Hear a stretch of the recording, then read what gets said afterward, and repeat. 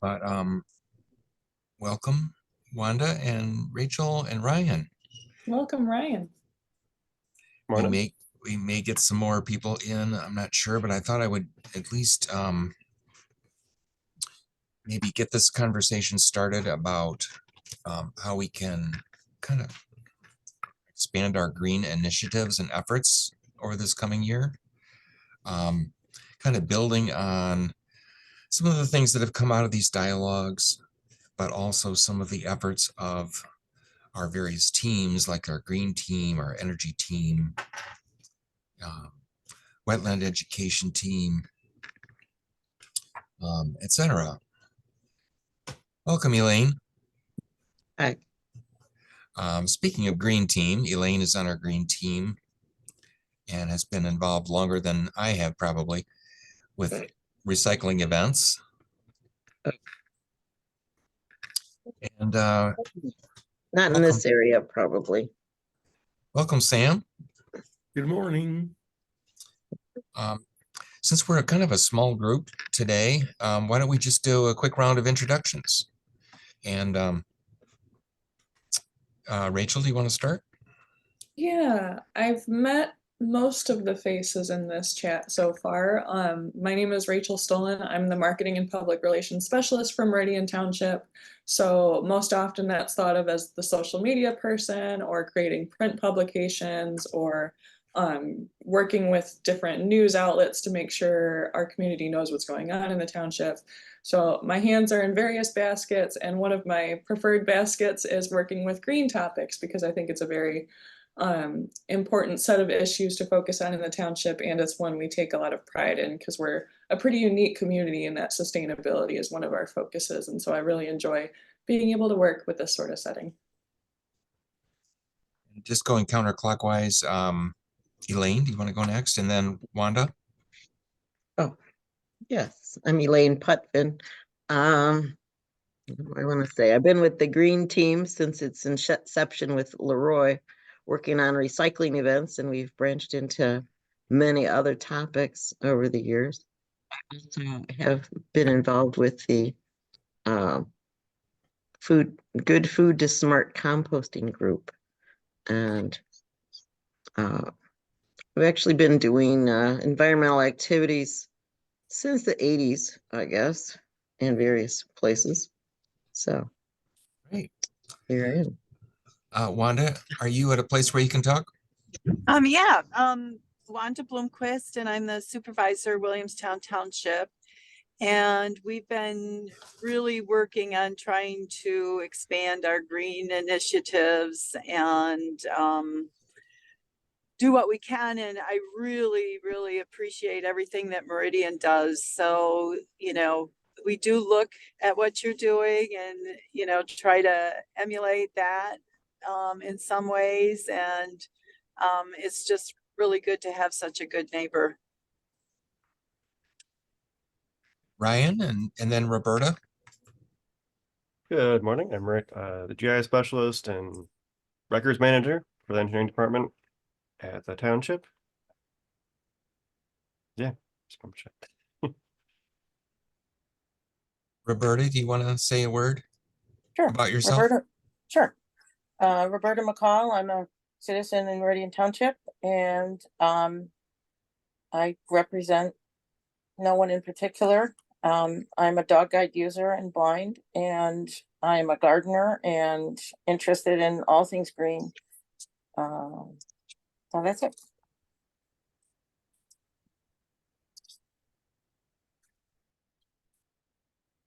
Sam and then maybe Kim.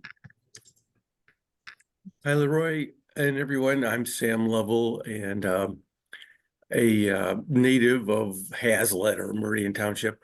Although I haven't lived there in over 40 years, I guess, but I'm a landscape architect that has been working around the state with green initiatives, trail projects, and a lot of habitat restoration work. And lately have been involved with a book about Mud Lake that and it addresses some, again, environmental issues and climate change. So that's sort of kind of coming together should be out. That book should be out in late January or early February. So looking forward to that.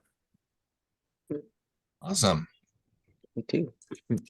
I just want to briefly share a few slides, and part of what I was hoping to talk about today, and this conversation can stray obviously off the main topic, but I wanted to just talk a little bit about how we might potentially expand, promote our green initiatives in the coming year. Maybe even explore some other regional opportunities. That's why I'm glad Wanda is here. And Sam, of course, has been involved with many regional initiatives. Part of this is inspired by our, can you all see the slide here? Can you see the slide? Okay. Our green team staffing some events and just having so much information to provide. How do we provide that in a way that's helpful, not overwhelming to people? See if I can expand this a little bit.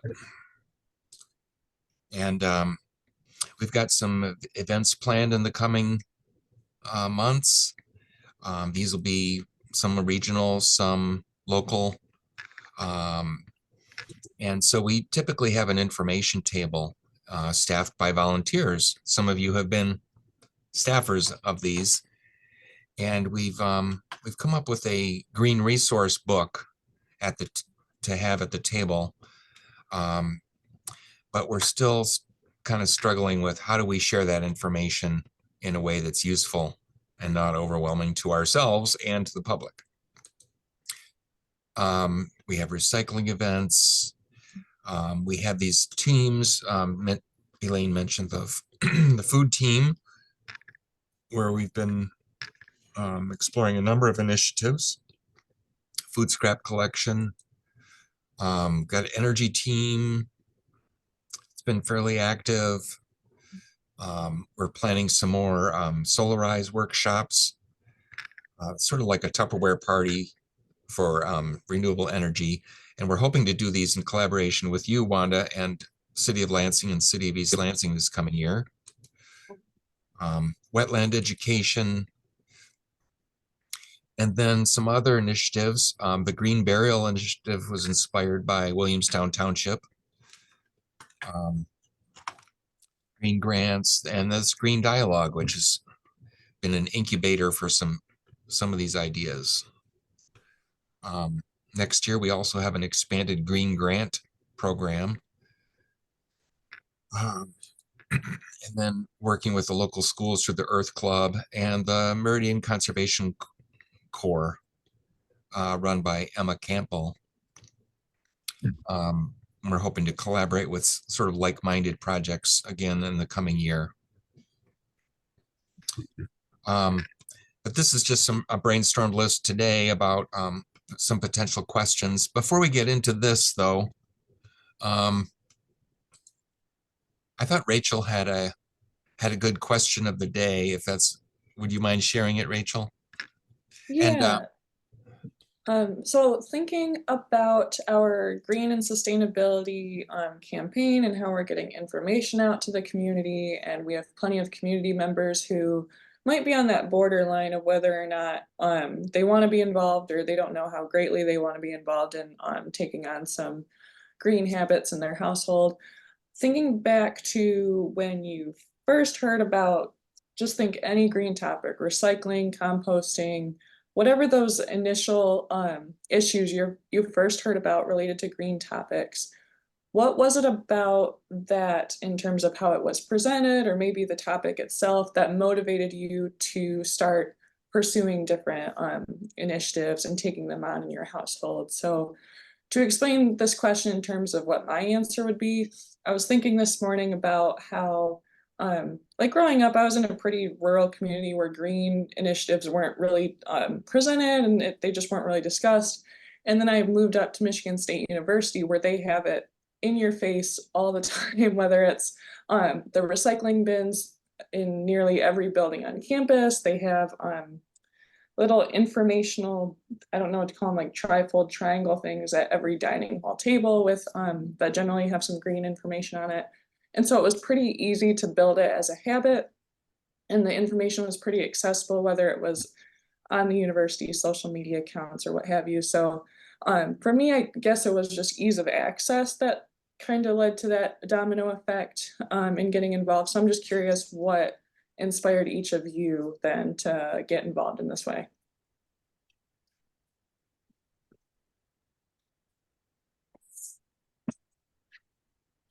Go ahead and unmute yourself, and if you'd like to share share your story, but I guess I can, since I've got unmuted myself already.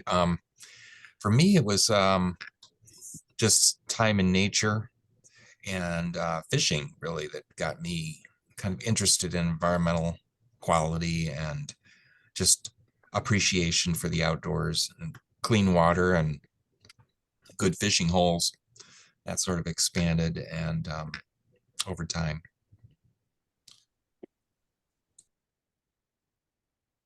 Hi, this is Kim. For me, I guess it started when I was a child. I grew up in suburban Detroit area, Southeast Michigan, and my father was a biology teacher.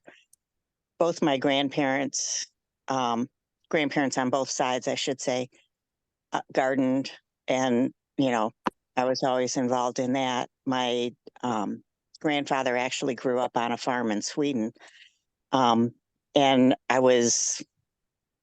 I don't know if I was elementary school or junior high when, Earth Day first became a thing.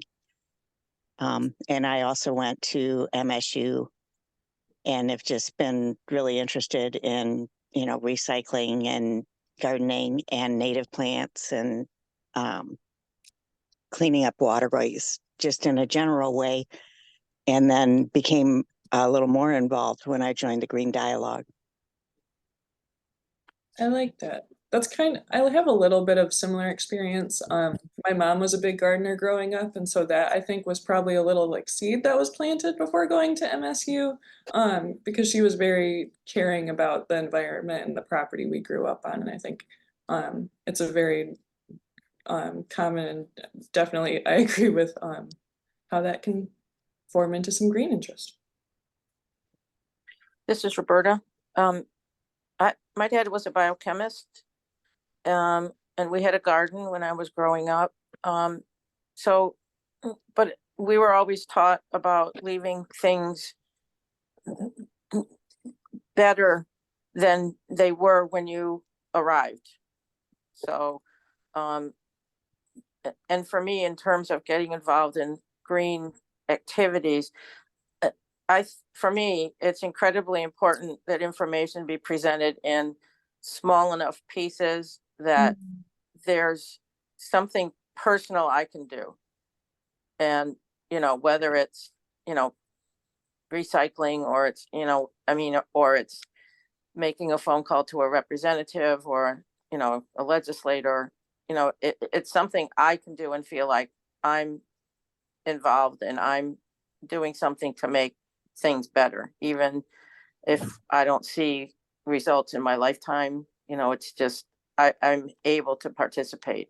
But small, I like what you were explaining, Rachel, about the little things here and there that just remind us of the importance, the table talker and the, just little notes that are around in the environment, and you see them almost all the time. Oh. Yeah, that ease of access bit, and then also you mentioned information being presented in some personal or like at least doable way. And I didn't know when I was naturally going to bring it up in conversation, but that was something I wanted to bring up today in terms of however we work on this green campaign and green information. And I've talked to Leroy about this too, about breaking down topics into information that is very immediately like I can do something with this. And so like one thing I think I brought up to Leroy in one of our last discussions was something that's relevant to this week with it being Christmas and how to incorporate sustainable practices into like gift wrapping paper, or just something that's immediately like right there, relevant to what time you're in or what season you're in. And it's something that is within most people's capabilities. So I'm not gonna sit and advertise things that are wildly expensive or outlandish. It's just, like you said, a phone call or a simple product change or habit change, or accessible information, like you said. Yeah, that's, I like that seasonal idea. That's great, because then you can apply it immediately. Yeah. Very cool. Anybody else have a story or something that inspired them to get? Interesting. You really got me thinking about way back. My parents were, brought up in the Depression where you saved everything, reused everything you could. And I just kind of was brought up with that mentality. And I remember when we would handle trash, which was, a lot more minimal in those days than it is now, seems like. But we'd save up and, smash cans, and there was no way to recycle things in the 50s and 60s around here. But yet they would save and, smash all the cans, minimalize everything. And then we'd take it all to the dump over at Park Lake and Bircham and watch it go into this big hole. And I always thought, what's going to become of this? And aren't we going to want these things someday for some other purpose? And then I moved to Macomb County, and the big problem there was all the trash trucks coming in from Canada because our landfill there was so cheap. And I said, this isn't right. And, there's all these things that just keep you involved and, looking for more ways to help the environment, because we have to be stewards of our environment. That's the whole thing right there. Yeah, I wrote down two things from what you just said that I really like to think about a bit later today, is your point of like, wouldn't we want these things that are in this like dump hole later? It reminds me of a fact that I've seen a few times in the media that I really like, that it's being emphasized, of like plastic that's in a landfill from or plastic that, say, that you put in a landfill today is still going to be there 100 years from now. Like it's not just you put it in a trash bin and it's gone. And so thinking about like, how can these products be reused or repurposed, or what good can you do with some milk jug that you have, as opposed to just letting it exist in the landfill. And also, you mentioned with your family being brought up in the Depression, just living in a more like budget friendly way. Because I think a lot of green topics too can be repurposed with other intents in mind, and a lot of people might miss those in particular green messaging. And so I wrote down just a note for myself to think about how to market things as having the multiple benefits, like you mentioned. Anyone else want to share a brief story? No need, you don't have to, but Well, really, I guess the seed for me was planted in the Boy Scouts. Leave no trace, leave it better when you left, leave a place better, etc., things like that. So also, I always just really loved Theodore Roosevelt, national parks, etc., things like that. And plus, of course, with MSU, so all the table toppers and recycling bins and all those initiatives. And yeah, just always just been a part of my life, just trying to, even when I was, I think it was in elementary school, I saw some homework that I did, and I was talking about how I wanted to, clean up the earth and stuff or something like that. So yeah, just here to keep good ideas. And yeah. I can see how Boy Scouts and traveling around to the key parks around the country could really plant that information for later on. I'll just say that I'm with Elaine. I kind of grew up when there wasn't recycling, and my grandmother, I couldn't believe she would use the little rings that came on the milk jugs and tie them together and put them in the garden to keep the birds away from the seeds. And I mean, she just was, I guess she was my mentor for this. So I'm just really pleased that I got to be around her as much as I did to learn from her.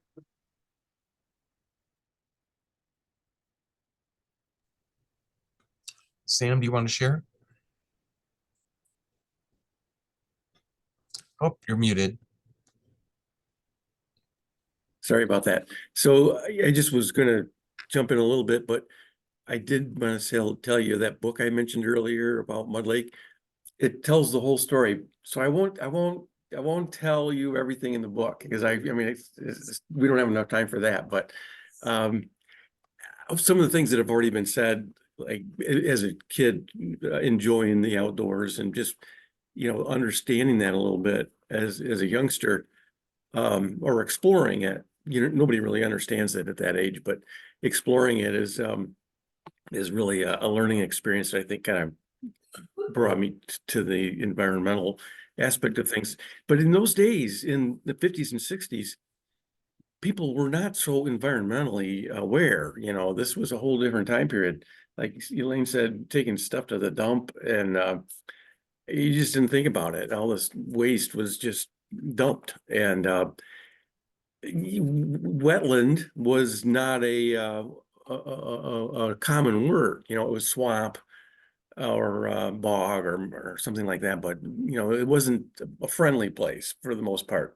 So now understanding the benefits of wetlands, things have changed considerably. And I think the idea of engaging with the outdoors sort of brought me into landscape architecture, which really was in the beginning was all about, well, working at MSU was great too. That was a big influence, but working on urban projects, streetscapes, building sidewalks and new lighting and arranging benches and where the waste receptacles go and all that was landscape architecture in the early days. But as it transitioned into things like stormwater management and trails, where getting people involved in the outdoors, that's kind of what got me more excited as time went on. So it was really a progression. It wasn't just one thing, but it's probably started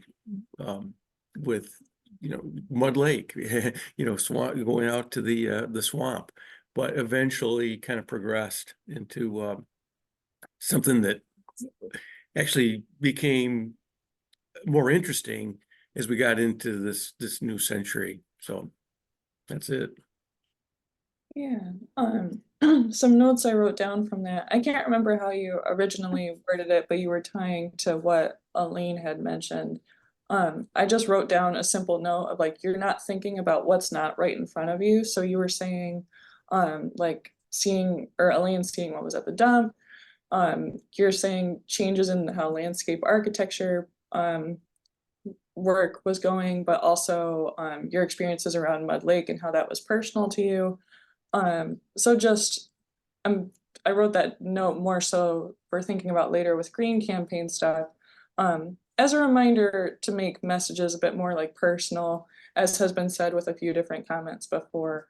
And to intertwine it with the information overload we're kind of getting nowadays, I think between media and just adulthood, sometimes there's always something going on, and how to create messaging so that the green habits or actions or ideas can be incorporated so that they are more consistently what's being presented to people, just as it was with MSU table toppers or what have you. So making all these things more accessible, I guess, is my point. Yeah, making natural environments accessible Yeah. is, I think, fundamental to get young kids exposed at an early age, and that's when this starts. I think this nurturing mindset for the environment. If you can introduce natural spaces to young kids early in life, that kind of sets a precedent for them, and I think it gives them something to explore later in life. And I think that's really important. Just a quick question for Leroy based on what you just said, Sam. Leroy, do you know if the township does anything with the historical village in terms of when they have all their field trips there with the young kids, if they get involved with, like, there's the wetland buffer, I know that's there, there's the trails that are there, just to make it sort of like a multi-purpose field trip in a way? Because they're already near all the green stuff. I love that idea, and that's part of what I was hoping from this dialogue. One or two creative ideas would be a gold mine of, as far as I'm concerned. So let's follow up on that and just explore that a little bit further. I'm related to Sam's book. I think that would also be very complementary to some of that historic theme, and maybe sharing copies of his book with some of the teachers that are organizing these field trips so that they can be better storytellers and understand maybe some of the history that is real tied to the environment. But that pond is so unique, and the wetland buffers and the trails there are just a gateway to exploration.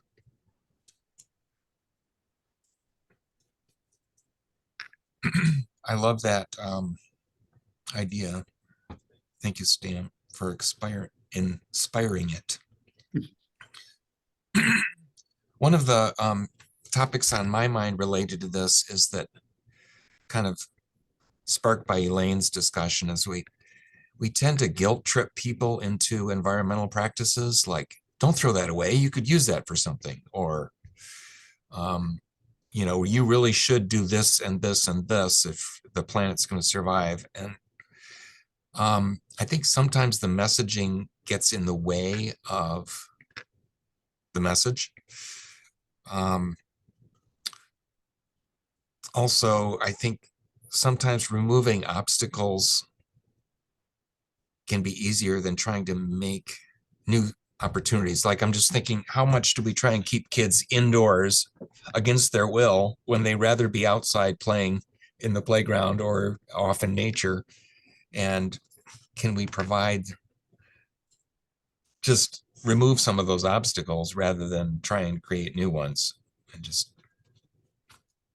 I'm not articulating this very well, but this idea about some of these,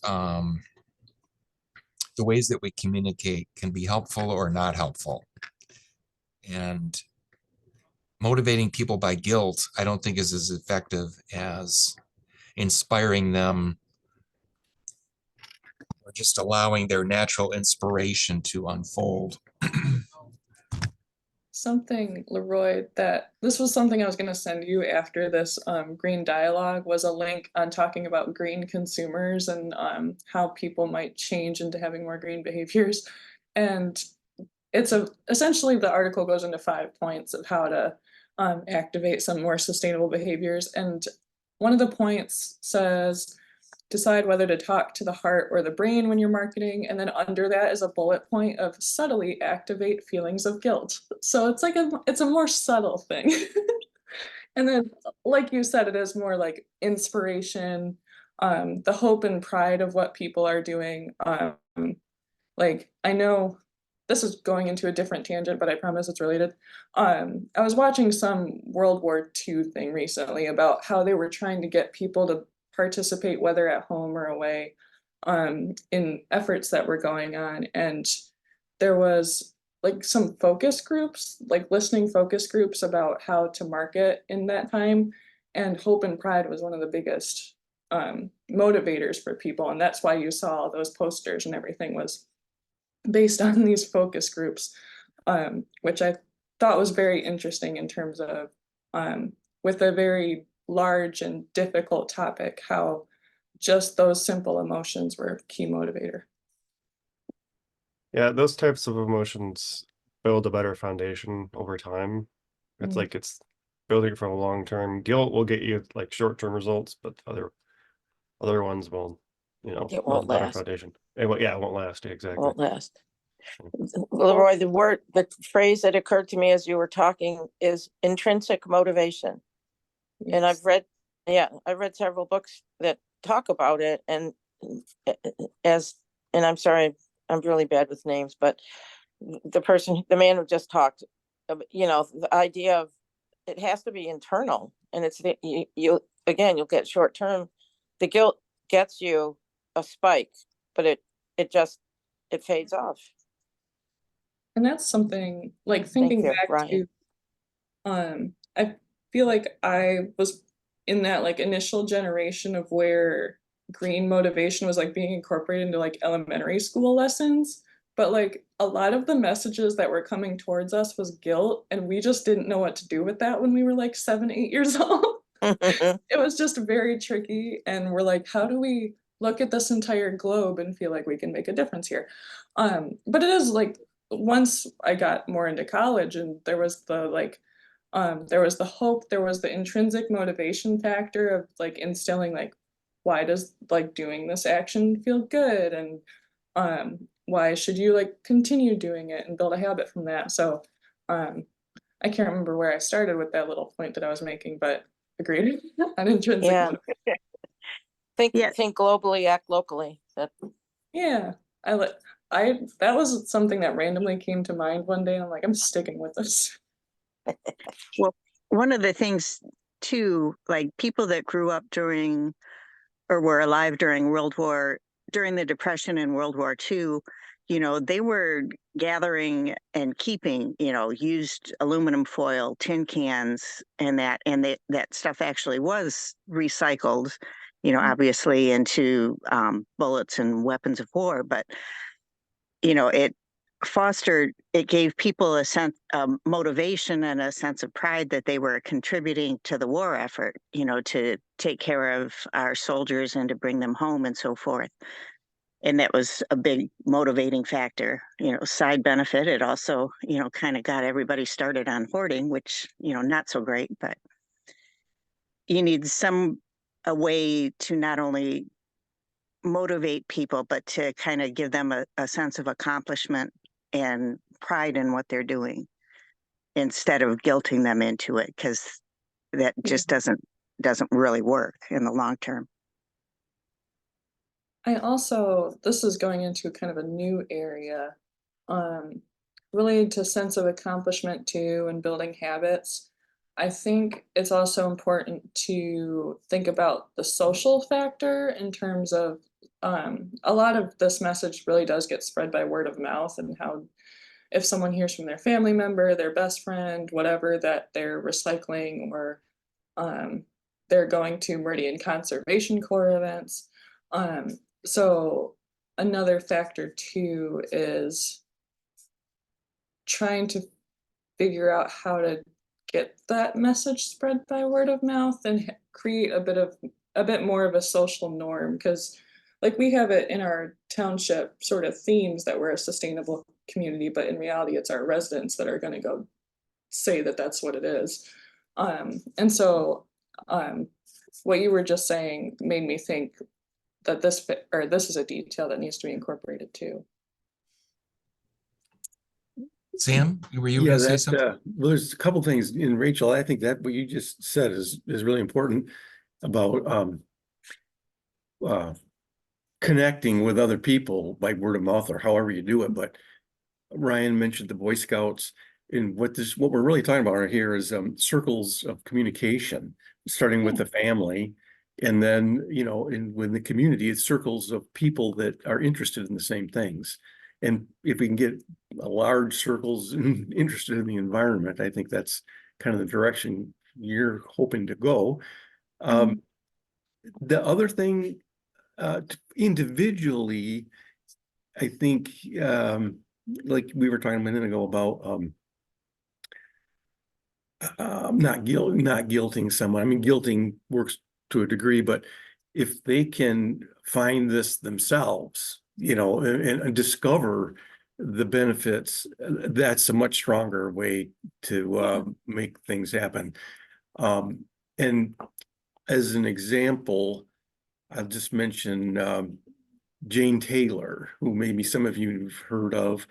Meridian Township person that worked to, well, she did a lot of things in Hazlet environmentally, but then she ended up just figuring out an idea for the children's garden concept. And you know, the 4-H children's garden on MSU's campus.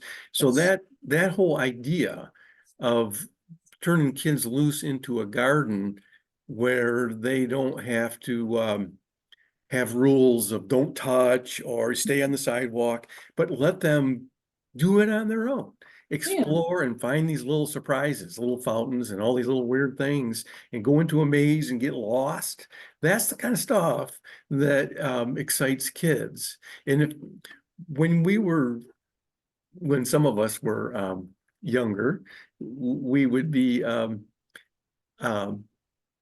allowed to explore the wetlands and the swamps and the woods on our own. I mean, we were just turned loose, and I think that doesn't happen so much anymore. The kids are their time is so structured that they don't get a chance to explore on their own. So if there's a way to let that happen a little bit, I think it's the best way to communicate is let them learn on their own.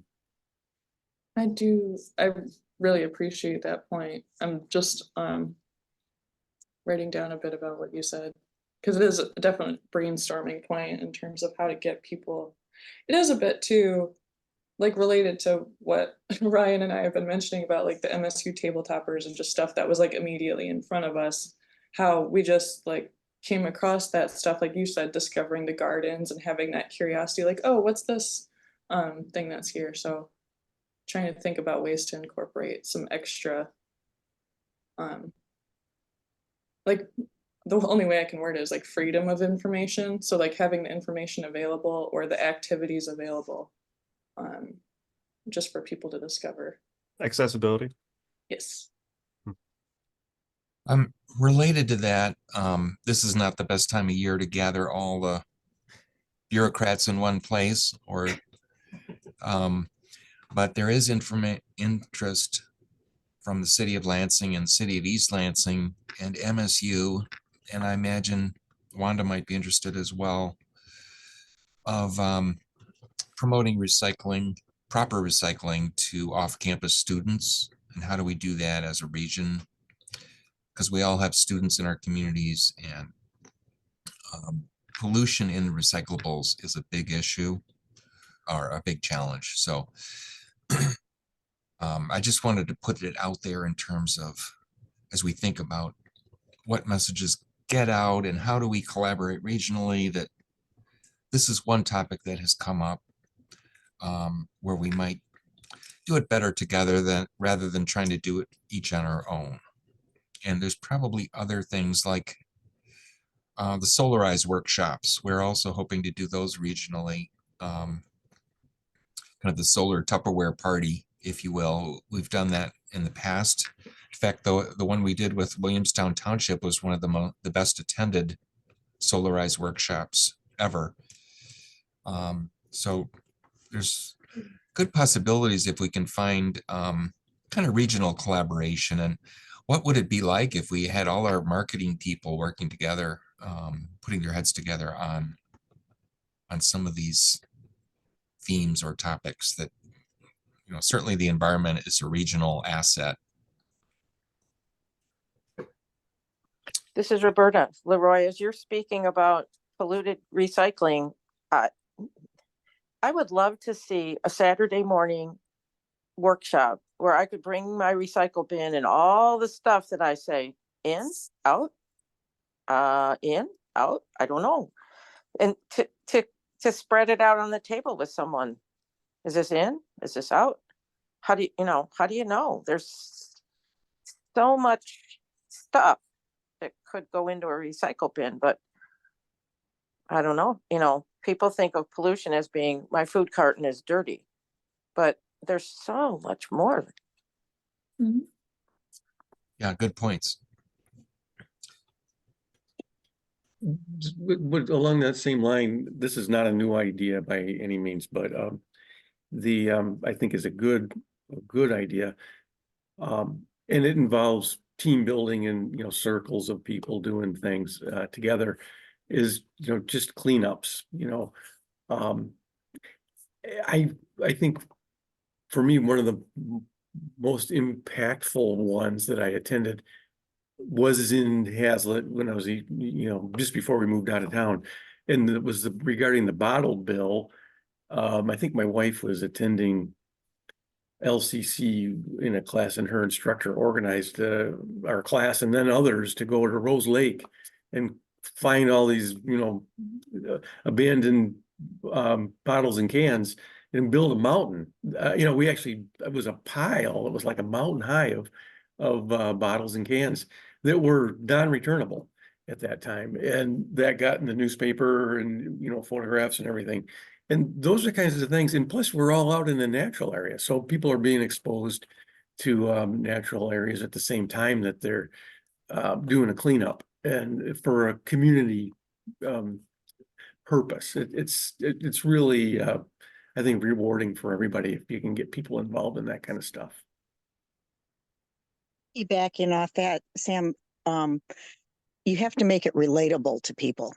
When they look, excuse me, at a big pile of cans and bottles, it's right there in their face, and they can see, what the accumulation amount, I've lost my way there. They can see how much trash is there, and I think that makes an impact. It's like, when they had the people complaining about the water in Flint, and the state legislators and environmental regulators and stuff were just blowing them off. And then you had Dr. Mona Hanna-Attisha set that baby bottle on top of the podium with that brown brackish water in it. And it was like, oh, and not only does it bring the problem with the water in your face, but it relates it to the children. So it ties into both angles. And then it's a much bigger motivator that way. Wanda, were you going to say something? Yeah, I just wanted to say, I think one of the things we have to fight is I was reading an article where somebody was saying how much of they don't recycle all the plastic anyway. It just goes to the dump. And I actually heard my husband say that, say something about recycling this plastic bag that somebody brought something in, and it's like, well, no, that does get recycled. I think we need to start fighting that pushback where this stuff doesn't get recycled. It just goes to the trash anyway. And I don't know the best way to do that, or, I mean, maybe he was right. Maybe it doesn't get recycled, but I think we need some more facts on that. I think that's a great point. Somehow Yeah. squelch these conspiracy theories. I mean, yeah. I mean, basically with those, it takes a grain of truth and then just balloons it out. Like it could have been true in a certain case, and then there's misinformation spread around. Yeah, a lot of it comes down to just money. If you can't make it affordable or recycle things at at a decent cost, then you're just not gonna so some of that might have actually been the case. They might have just dumped it instead of actually recycling it. One case when I was working at the Gerald Ford Airport, like I talked to, they actually recycle a lot of the airplane fuel, like they're required to, and not recycle, but they just they safely dispose of it. And there's a company that we went to visit and everything, and then they just talked about how sometimes they can't, they'll just be breaking even, or sometimes they'll make a profit. They have to make money other ways, because sometimes it's cheaper and sometimes it's not, because with the they recycle it, like they'll clean it and then they can sell it back too. So a lot comes down to money too. Well, while we're speaking here, this might be just a serendipitous moment, but I got an email about Granger's bag tag program, which being eliminated, which has been an affordable option for a lot of people. And I don't know the latest status on it. Maybe Elaine does, having been involved with that, but there are always these sort of news stories emerging and timely opportunities to either take action or raise a stink or maybe create new policies that might make sense. We have an interesting challenge in Meridian with Granger being the primary trash provider. So Wow, interesting, Leroy. I've been participating in the bag pag program since I moved back here 15 years ago. And I got no notice about it being discontinued. I was about to order some more tags, in fact, this week, because I only order them once a year. I don't have a lot of trash. I I'm order not, 10 tags a year is all I use. I So, didn't get a confirmation that it has been discontinued. I just know that's where the momentum is going with Granger for several different reasons. uh, But so don't quote me on that. I just, it okay. was Well, an email about the bag tag program. when I contact them today or tomorrow, I will find out, I guess, what's happening. Interesting. Let's touch base because I might have more information that could be Yeah. useful or not. I think I've there got- is. I've got a little, I thought it was an update about plastic bag recycling. That was exciting. When I went through Myers this week, they keep changing those receptacles they have, in the front vestibule collecting their grocery bags. Well, now there's a message on there that tells you all the different other kinds of plastic film you can deposit in there, which I have been doing all along, by the way. Bread bags, produce bags, whatever plastic films. They've got like nine different pictures of different things you can put in. But it does say clean and dry at the top. And there's a website you can go to as well. I think it's howtorecycle.com, letter number 2 recycle.com.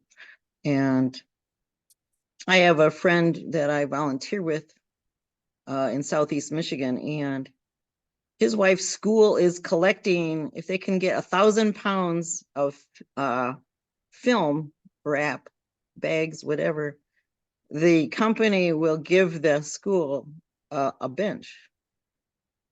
Presumably is made out of plastic bags, because I know that they do that. So interesting. So I'm started to save it all to take over there now.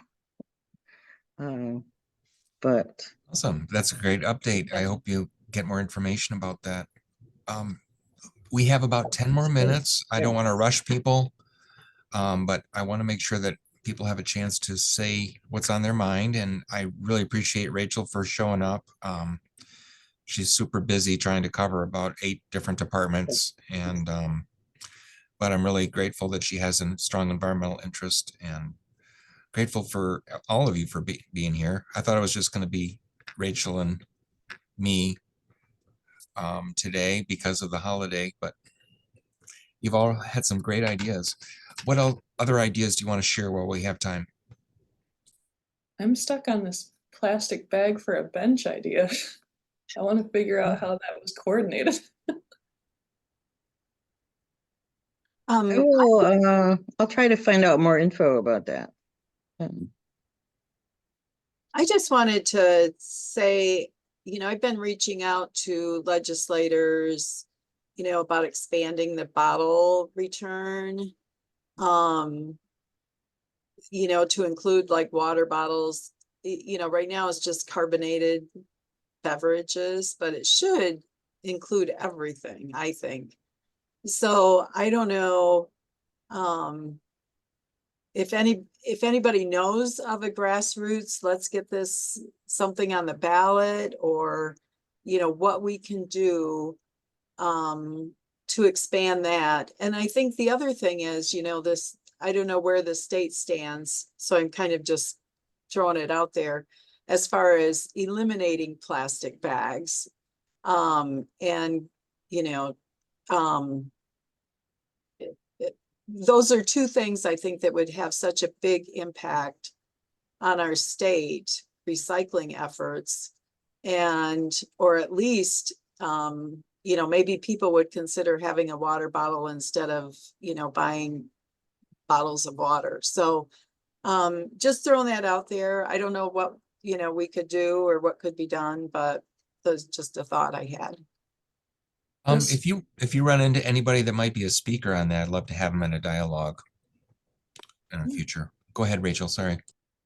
Oh, this feels like semi-related to what Wanda had just said, but it reminded me of like times where like the plastic bags or etc. is like the common thing and then it changes over. So where I'm from like a rural community that's very stuck in their ways to say. But while I was there, the grocery store in that area changed from plastic to paper bags because I think there was enough people in the community who consistently said they don't want plastic bags that the store just decided to start using the paper bags that they already had, but as their regular thing. And so I was just thinking about how like enough voices that if you gather enough, some change will be made.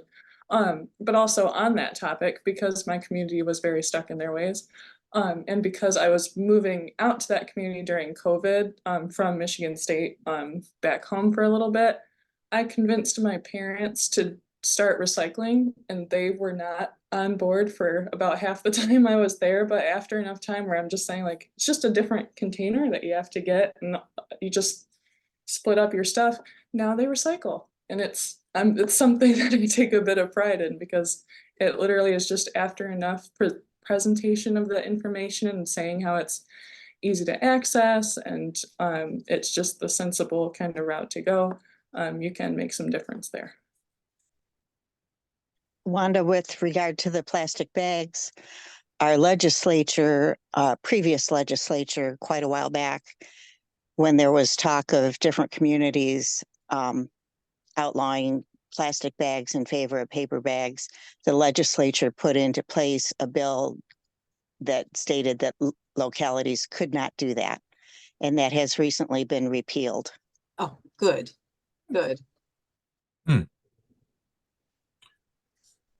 I want to mention just briefly a couple other things. If there are other creative ways that we might potentially use artificial intelligence, for example, or during a previous, well, just for example, looking at, if I could just share this briefly. Can you guys see? Yes. Do you see a Chat GPT or do you see a slide? I see Chat GPT. Okay, so what's a recycling question you might have? Like, where can I recycle plastic bags? I don't know if Chat GPT can help here, but I'm just amazed by how this technology is sort of changing how we get information. I did one earlier today on how can I reduce food waste. I don't know if you can read any of this or not. I know it would be a challenge for Roberta, but it brings up one of the things that Elaine said about drop-off locations. So anyway, just thinking creatively about how we might market some of these things using things like AI or another one was a former, some of you might remember Sam Esser. He came up with a little jingle. Can you hear that by any chance? Could you hear that? Okay. He just did a little jingle about picking up your wet pet waste, and maybe there's some other creative marketing strategies that could be used as we think about marketing green. Wanted to tap your brain on that. Anybody else have any parting thoughts or ideas that they want to share? Yes, I do. Somebody mentioned the bottle bill and why can't we expand that? Some years ago, I went to a full day workshop in Ann Arbor discussing that very topic and discovered what a hugely complex situation it is, and came away wondering how even 11 states had ever approached the idea of a return on bottles, because well, the containers are owned by the bottling companies, number one. And the retailers were losing money by installing the return equipment and all of that kind of stuff and handling it, and, having employees that had to manage it. And there was millions of dollars in a fund of, deposits that were never claimed. And there was just this whole mess of information going on. And the takeaway at the end of the day was that the bottlers and the retailers would get together and solve the problem. And nothing ever happened as a result of it, as far as I ever heard. It was most disappointing, I must say. I put in the chat all of the things that the Meyer receptacle says that you can put in as far as plastics. They even say the salt and pellet bags, and the ice bags and all that stuff. Cereal liners and bread bags are the last two things.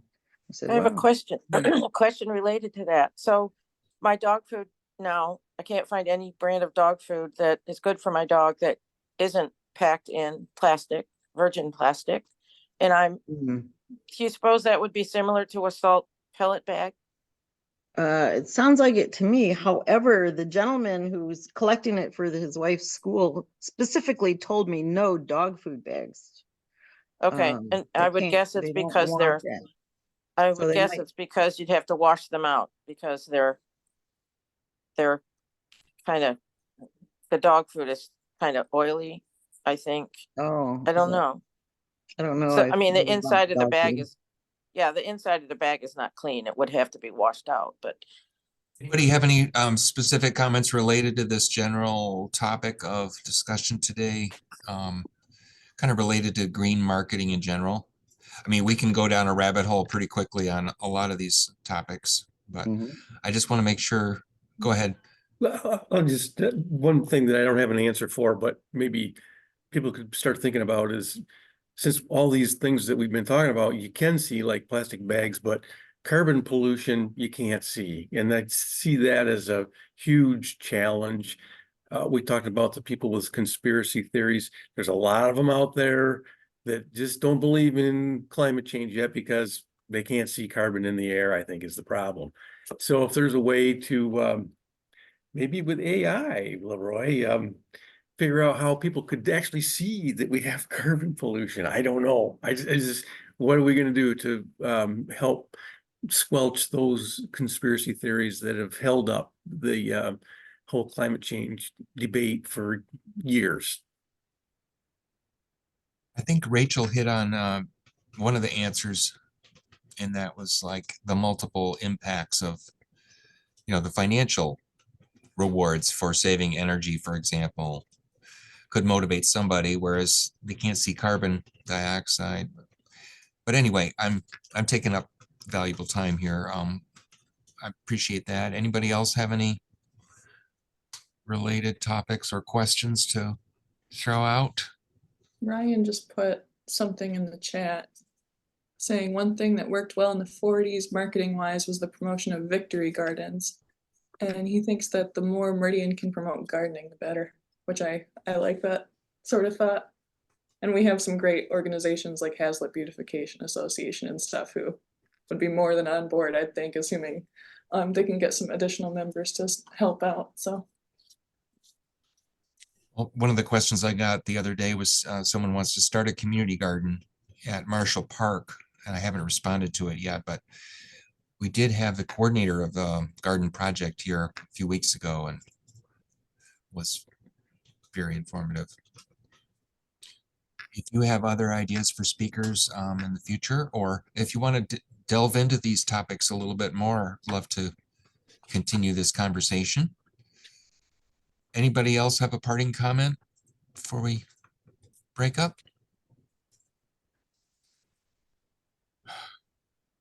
Thank you Leroy, all for, go I ahead. wonder if you could get AI to create your 2 videos that showed a picture of a city and all the different places where excess or inappropriate CO2 was coming out before and after different kinds of things were implemented.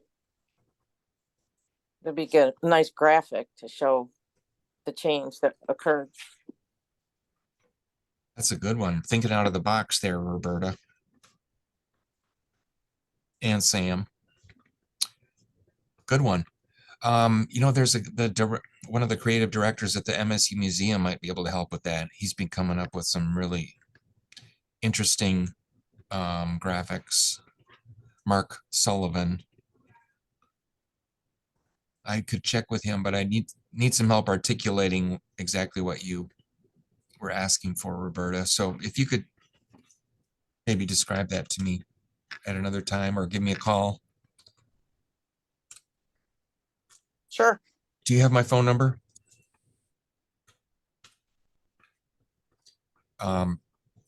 Anyway, it's 505-2809 if you want to give me a ring.